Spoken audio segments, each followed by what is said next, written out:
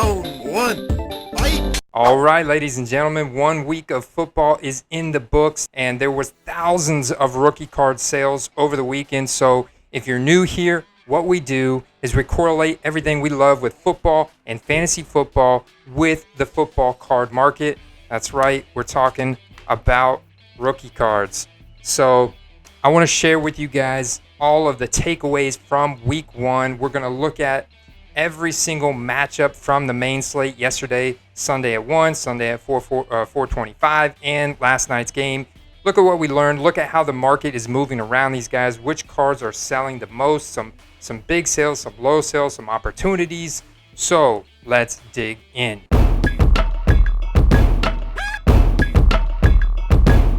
Jameis Winston got LASIK surgery this year. He can see, guys. He can see.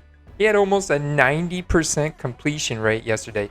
But, by the way, Marquez Callaway only had one catch. One catch. That was it. So I hope you sold your Marquez Callaway rookie cards already. If not, you may be holding on to them. I'm not sure how relevant he's going to be. He's obviously not a possession style receiver. You know, they're spreading the ball around a lot in New Orleans. They're being very creative. Kamara, definitely a workhorse guy you can definitely trust there. I'd also like and have a lot of interest in that tight end, Adam Troutman.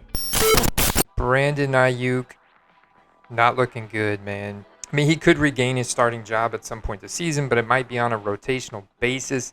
It's worth noting that Mohamed Sanu seems to have a clear hold on the slot role, so it's unlikely both receivers would be on the field at the same time without Deebo Samuel losing playing time. And you look at Deebo Samuel's stat line, 12 targets, 9 receptions, 189 yards with the touchdown, a 48% target share. In terms of running back, we saw Raheem Mostert go down. He started the game, 4 snaps, knee injury. The guy's just super fragile. But they've got tremendous depth at running back. I've got a lot of interest in Trey Sermon, but he was inactive yesterday. And Elijah Mitchell actually took over and had a great game against the Lions defense, seeing 19 carries for 104 yards and a touchdown. So assuming Mostert misses more time, Mitchell might be the most popular waiver wire pickup of the week. Trey Sermon could cut in small leagues with light benches, but he also could be worth holding on to if a roster spot's available.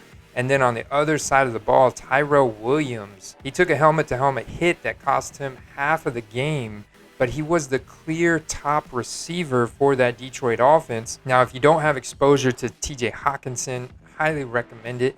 If his cards haven't gone up a tremendous amount over the weekend, I love investing in that 2019 rookie. He's an incredible athlete. He had a great game yesterday as well against the top-ranked San Francisco elite defense still.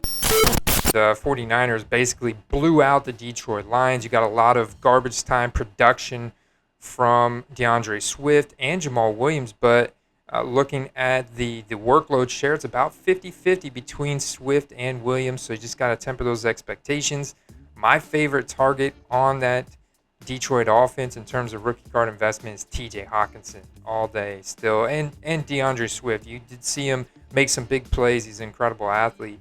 George Kittle doing Kittle things, and Deebo Samuel having a huge game there.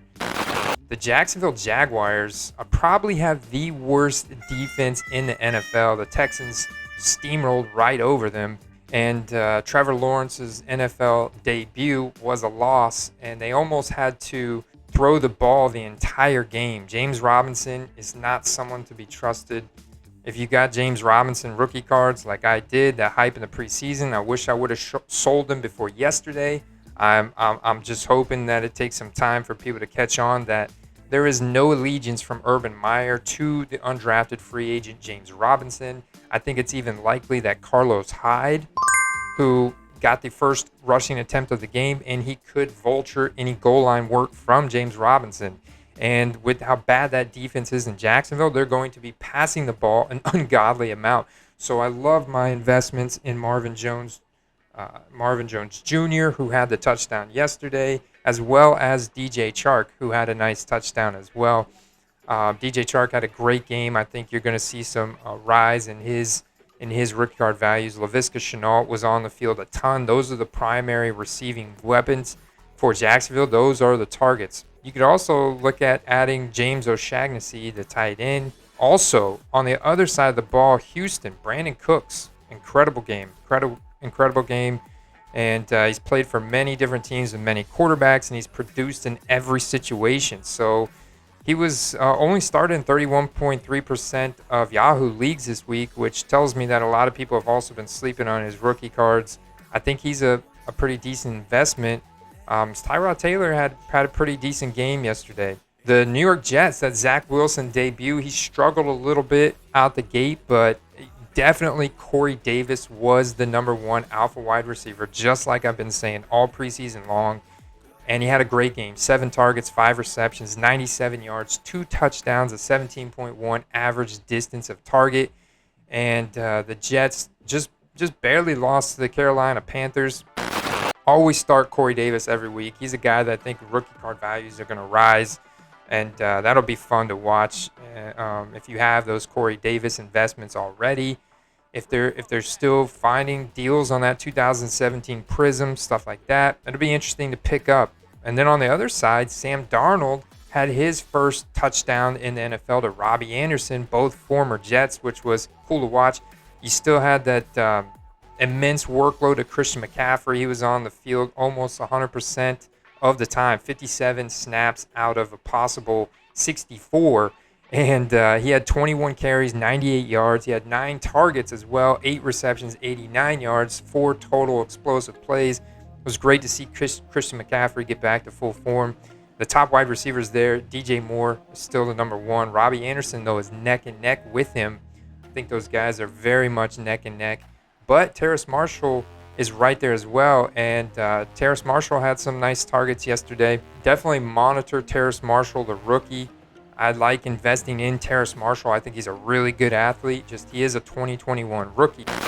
On the other side, Denzel Mims had one nice play, but he was only in the game for 2 snaps. It's unbelievable. He was the number 5 wide receiver behind Corey Davis. Elijah Moore, another 2021 rookie I love to monitor and invest in later on this season.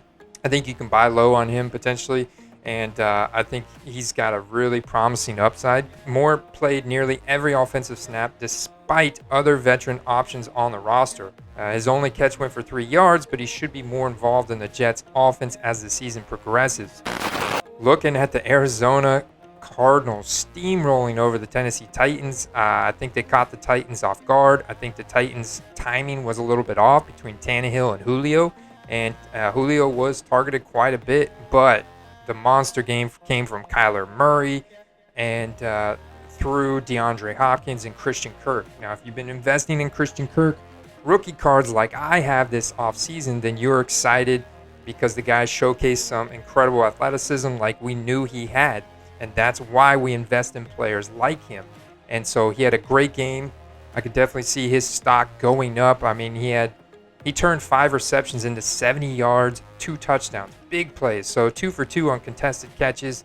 I mean, he just burned guys. And then DeAndre Hopkins doing DeAndre Hopkins things.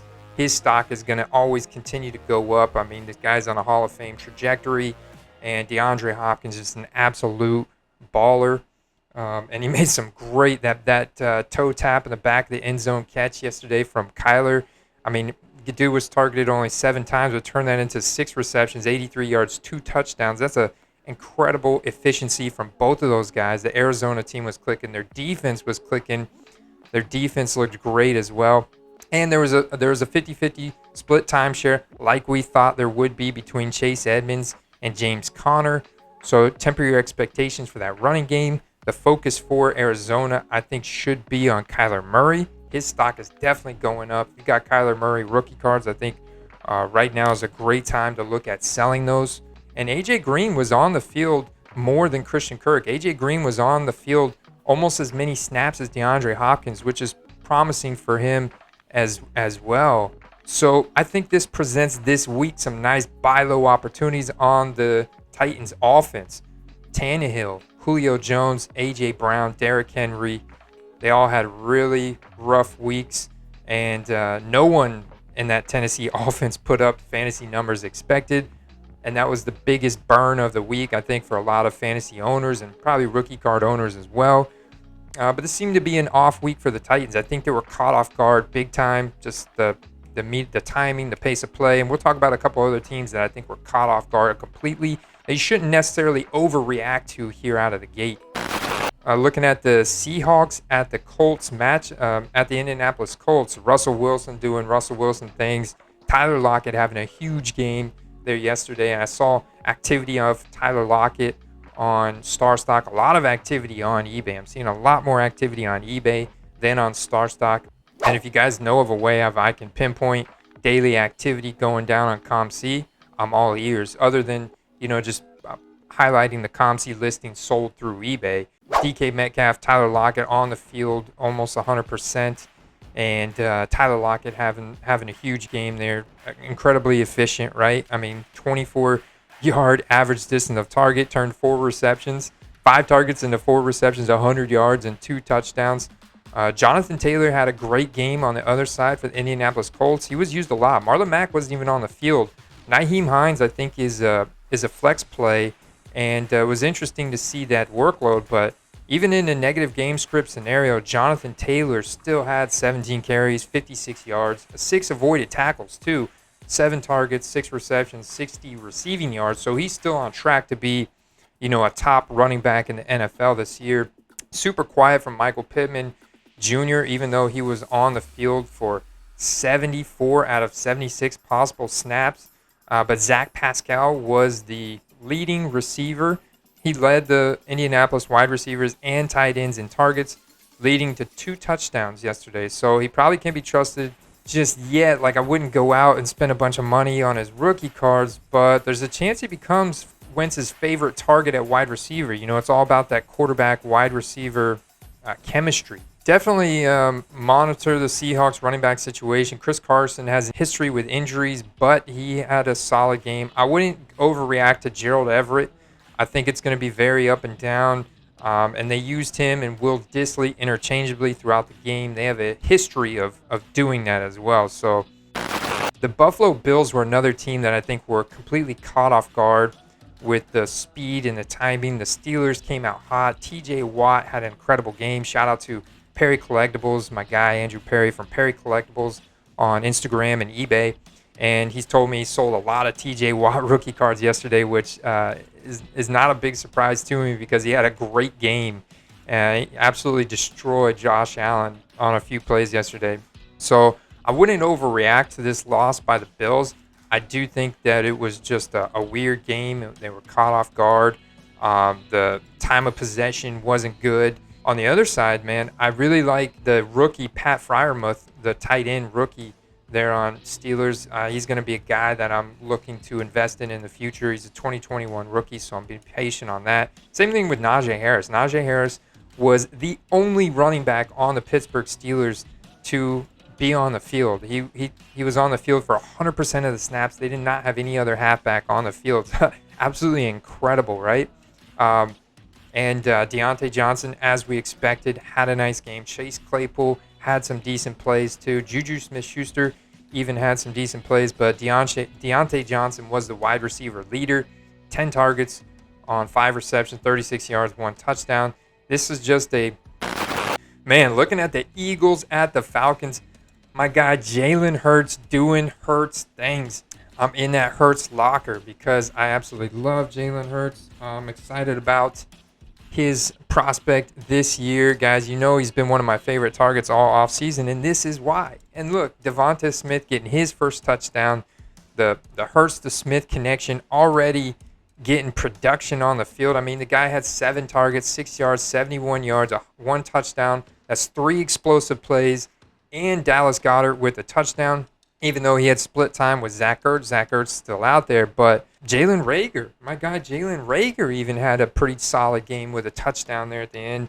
And you could say the Falcons defense isn't that great, which I think the Falcons defense isn't going to be great. So on the other side, absolutely love investing in Kyle Pitts whenever, be patient because he's a 2021 rookie. But Calvin Ridley, I've seen Calvin Ridley's sales go up big time yesterday. I mean, he's absolutely going to have an insane wide receiver production year this year with Matt Ryan. They're going to be throwing the ball a ton. He's their number 1 wide receiver. I would even look at investing in Russell Gage, also another guy from LSU. We know there's a lot of good receivers that come out of LSU. Russell Gage wasn't printed in all the sets, but he is a good athlete. He is their number 2 wide receiver. And so those are my primary targets on Atlanta, just to put up insane numbers because of how much they're going to pass the ball this year.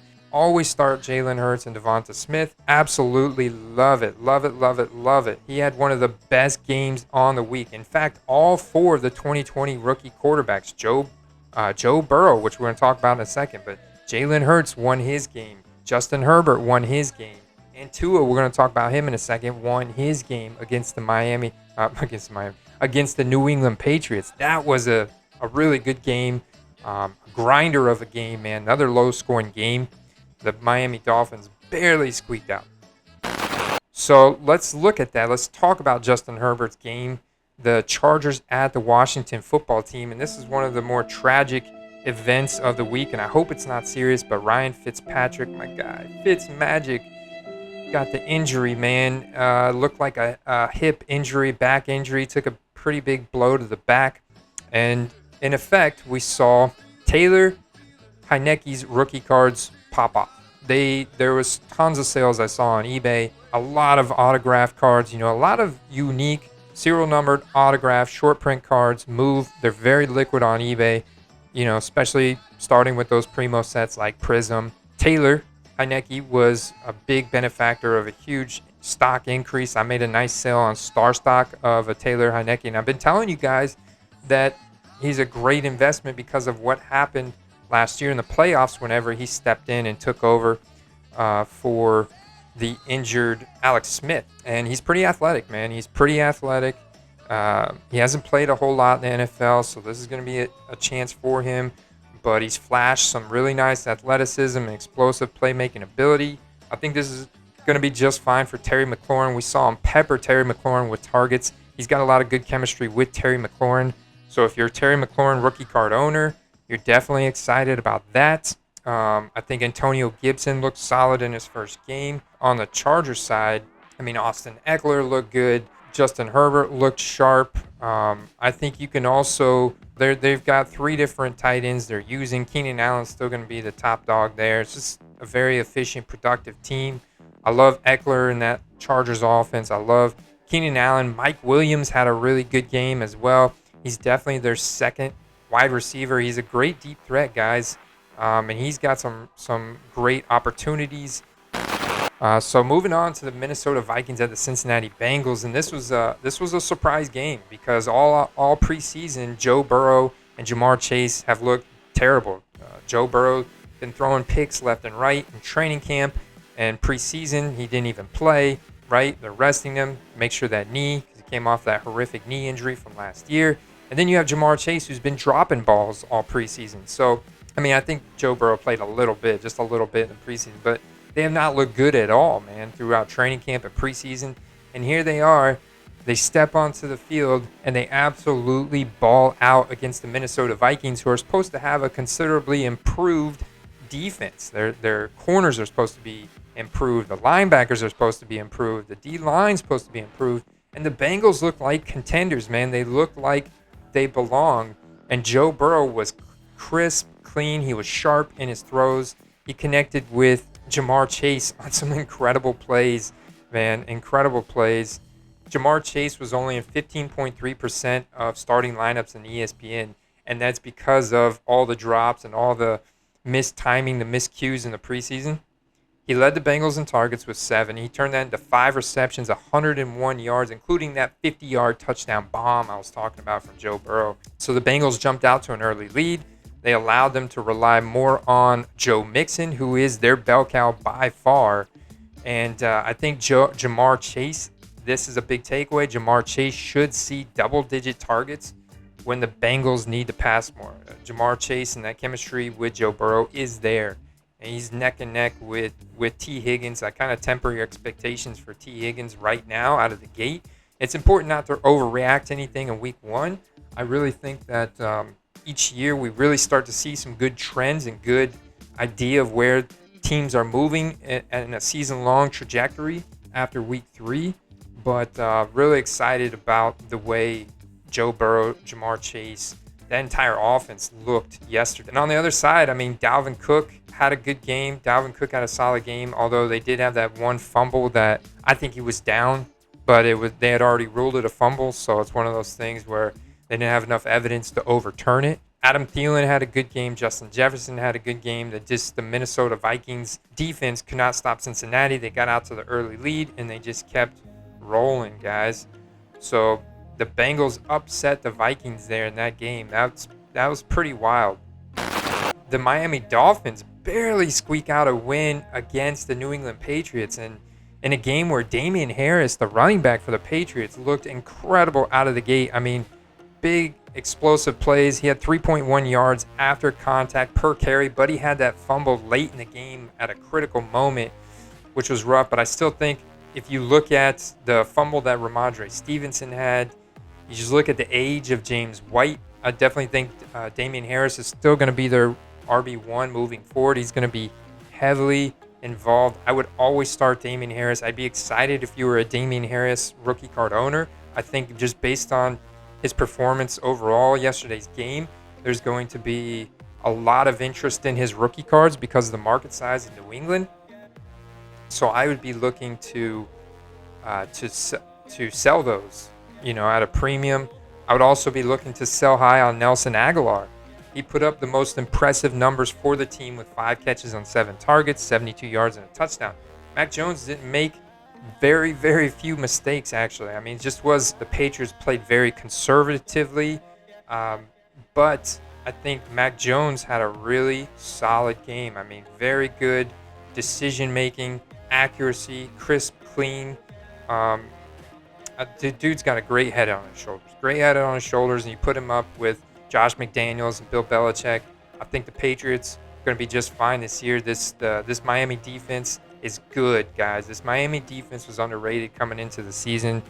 And I think Tua looked a lot better than people think. And they're going to be getting Myles Gaskin looked really solid. I'm excited about owning rookie cards of him. Jalen Waddle looked really good in that offense. I would definitely want to invest in him as those 2021 sets are released and prices kind of, flatten out for those guys. Devontae Parker, another stud wide receiver, alpha wide receiver in that offense you could feel comfortable about starting.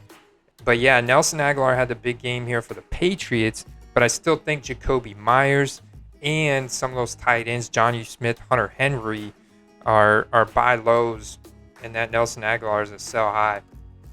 So yeah, and Jalen Waddle turned his 6 targets into 4 receptions, 61 yards, and a touchdown, which was a really good chemistry between him and Tua. Tua looked sharp.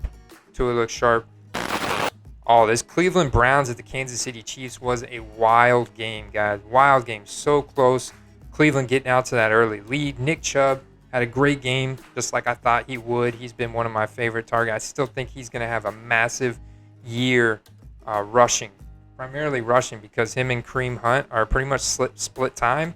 And it's like Nick Chubb's the runner, Kareem Hunt's the receiver, right? And Nick Chubb had 15 carries, but he turned that into 83 yards and 2 touchdowns, including 6 broken tackles, 6 avoided tackles. And he did have 2 targets, which he turned to 2 receptions, 18 yards. So he showed he can catch the ball too. He can do everything. Such a stud. On the other side, there's this guy, I think it's Tyreek Hill. Tyreek Hill, is that right? And they've got this quarterback, Patrick Mahomes.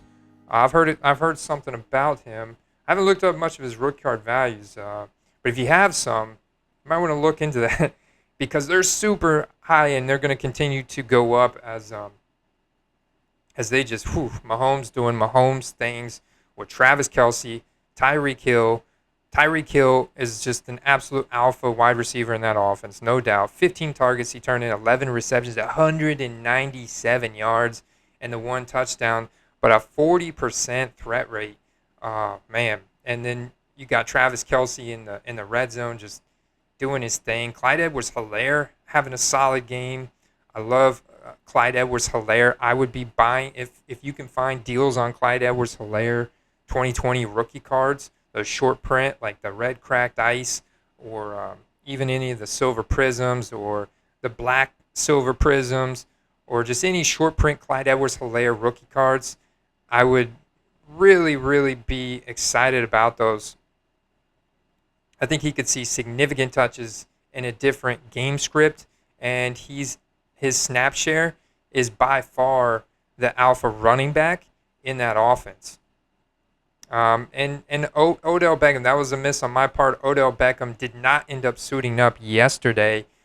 Unfortunately, Jarvis Landry had a great game. Jarvis Landry doing Jarvis Landry things with an incredible touchdown, breaking multiple tackles. I've seen rookie card activity on Jarvis Landry, and he's a guy that I think is just undervalued going back to LSU. I mean, and he's just such an incredible leader, such a good character. I think he's going to be relevant, and people are going to want to collect his rookie cards for a long time. So I love investing in Jarvis Landry. Feel great about it. I think he's undervalued if you look at the 2014 rookie card values of him. But Kansas City pulled out that win, as well as the Denver Broncos over the New York Giants. Teddy Bridgewater, as we thought, was a massive upgrade over Drew Lock. Now, unfortunately, Jerry Jeudy suffered a high ankle sprain in this game, which really stinks for Jerry Jeudy rookie card owners and fantasy owners. But I would be looking at picking up Tim Patrick. I'd be looking at picking up Tim Patrick right now. Teddy Bridgewater is a massive upgrade. He's going to produce for these offensive weapons in Denver. And Javonte Williams had a split snap share with Melvin Gordon down the middle, even though Melvin Gordon had a solid game. He turned 11 carries into 101 yards and a touchdown at 72 yards before contact, guys. And I think the New York Giants is one of the worst defenses in the league, next to the Jacksonville Jaguars, the Atlanta Falcons. The Jets, I don't think the Jets have a good defense either. On the other side, the Denver Broncos secondary can be picked apart, guys, especially by a slot wide receiver. And Sterling Shepard, man, the veteran Sterling Shepard. I guess he's kind of a veteran. He's going back to 2017. He was one of the most undervalued players in fantasy drafts up to the season because all the attention there was on Kenny Golladay, and he's already paying off, man. He played more in the slot compared to last season, which is where he plays best. So I think you can definitely look at buying super low on Sterling Shepard and just sell him high on the amount of production. Like yesterday, he turned 9 targets into 7 receptions, 113 yards and a touchdown, 4 explosive plays, and he was on the field even more than Kenny Golladay. I really liked him out of the slot there in New York, and they're going to be passing the ball a lot. Saquon Barkley did play, but he was just very much held back. They did not want to play him too much. I wouldn't worry about him. I wouldn't panic on him. They just limited his playing time early. And he started seeing more time as the game went on. He played every snap in the third quarter, but he saw his time decrease again in the fourth quarter when the game became out of reach. I mean, Denver steamrolled over them, guys. Steamrolled over them. I'd also be looking to buy low on Courtland Sutton because he had a very quiet game yesterday, and he definitely is their alpha wide receiver. If you look at the amount of snaps, it's going to be Courtland Sutton, Tim Patrick. And so Courtland Sutton and Noah Fant are both buy low targets for me primarily. I have to look into Tim Patrick rookie cards, to be honest with you guys, off the top of my head. I'm not sure which I'm not even sure what his draft year was. I'd have to just do a little control click. He's 6'5", 210, so I love the size. The 2017, so I'd be looking, depending on where he was drafted. Man, I think he went undrafted, so he may be difficult to find rookie cards from. But his PFF player grades aren't bad, and he's going to be very relevant in that offense. And KJ Hamler too, man. KJ Hamler too, and he's going to be peppered by Teddy Bridgewater, who's a nice upgrade. Teams are obviously going to score against the Broncos, but not as much as teams are going to score against the Giants. That's for sure. This was the other huge upset of the week. Just a massive, what the hell is going on with the Packers, man? The Packers got absolutely blown out by the Saints. Jameis Winston can finally see the field after getting that LASIK surgery. And the thing was, Marquez Callaway was on the field almost the entire game, 52 snaps, which out of 62 possible snaps. But You can't start him. You can't start him. He was arguably the most hyped receiver over the past month after that preseason performance, but that only led to one catch on 2 targets for 14 yards. He was only targeted twice in this game, where you saw Jameis Winston go 14 for 20, 148 yards that he turned into 5 touchdowns. Incredibly efficient game from Jameis Winston. 88.9% adjusted completion rate. That LASIK surgery has done wonders for Jameis Winston, who I've picked up in 2 out of my 3 fantasy leagues late in the draft because I could foresee this happening, guys. I watched him play in Tampa Bay for a long time, and I just had a feeling those LASIK surgery would get him there. Also, Alvin Kamara, another solid, incredible game from him. He's just a stud that, if you're an Alvin Kamara owner, a rookie card owner, if you're a Jameis Winston rookie card owner, you are looking to sell right now high.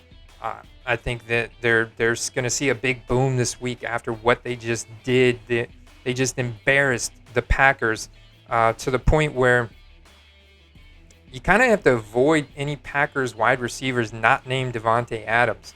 And the timing was off between Rodgers and Adams. Rodgers was late on throws. His scan progression wasn't good. He looked terrible. It looked like he hadn't played all offseason or practice, to the point at which it was like, is he trying to get bent? Like, is he? No. But, and his reaction, well, it's just one game. It's just week 1. So I wouldn't put a whole lot of stock into that performance. I would continue to roll with Rodgers, but just understand that, maybe this whole last dance thing with Rodgers this year is not going to happen because he just hasn't been preparing himself nearly at the level that he should have been all off season. This is going to be an interesting thing to watch. Don't overreact to it yet. We got to give it another couple weeks, but that was interesting. And so then the final game was last night, the Chicago Bears at the Los Angeles Rams. The Rams looked really solid, man. Really great game from Matt Stafford. I'm really excited about Tyler Higbee. He was in the game on 100% of their plays. And I think he's a very viable investment. Just being in the game on 100%. Very few tight ends have that snap share. And when you're in the game that much and you're running that many routes, you're going to turn that into production. I mean, he had 5 of 6 for 68 yards last night, but the Rams didn't really have to run that many plays on offense. They only ran 52 plays on offense compared to the Bears' 69. They were just incredibly efficient on their plays. You had a huge touchdown from Cooper Kupp, incredible game from Cooper Kupp. I think if you're a Cooper Kupp rookie card owner, you're excited, man. You're really happy. He looks great. I'd be looking to sell for profit on him. There's a little minor injury concerns with Cooper Kupp, stuff that he's got issue, not right now, but he's just had injury history. And so I'd be looking to sell high on him. Woods had a pretty quiet game, so you can consider trading Robert Woods in your fantasy leagues because of the way Van Jefferson looks. I think you could potentially invest in Van Jefferson. He was a 2020 rookie.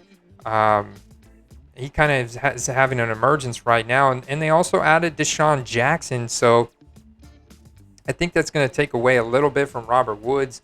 If his rookie cards are still at a premium, look at selling yours for a profit there. Otherwise, I would hold on to them. Also, Daryl Henderson had a great game. He was by far their alpha running back. I mean, he had 98% of the snaps. Sony Michel only had 3 snaps. Daryl Henderson had 49 out of 52 snaps. That's incredible for Daryl Henderson rookie card owners, fantasy owners. On the other side, David Montgomery had a great game, man. Dude's still shifty as hell. He had 3 explosive runs, turned 16 carries and 108 yards, a touchdown. David Montgomery is the man there on the Bears backfield. But you look at the tight end, I think Cole Kmet is a good investment. Cole Kmet looks great, and he's in there for the majority of the snaps. And then the wide receivers, Darnell Mooney was actually on the field more than Allen Robinson. So Darnell Mooney is the 1-2 punch combo with Allen Robinson. And I'm excited about owning all my Darnell Mooney rookie cards. You can't sell them after this game, But at some point this year, regardless of who the quarterback is, I think Darnell Mooney's going to blow up. Allen Robinson's going to blow up. I mean, they both dominated in targets as expected. Didn't lead to many receiving yards, but I think both players are going to be fine in future weeks, regardless of who's at quarterback. There's going to be different scenarios where they just have a great game. That Rams defense is really good. And I'll be back real soon in the next video, guys. I got my big box here from Pure Graded X, my submission return. Also got my submission return back from SGC. Also got a couple more packages here. And so I got a lot more stuff to talk about and share with you guys this week. So stay tuned. Subscribe, like the video. I'll see you in that next one. Peace. Yeah, I don't know what song they're dancing to. It must be I Got Friends in Low Places, where the whiskey flows, the beer chases their blues away, because Aaron Rodgers and company look terrible. Maybe it was just the LASIK surgery. Maybe the Saints defense is still super elite. Marshawn Lattimore, we know he's had a good history going up against Devonte Adams.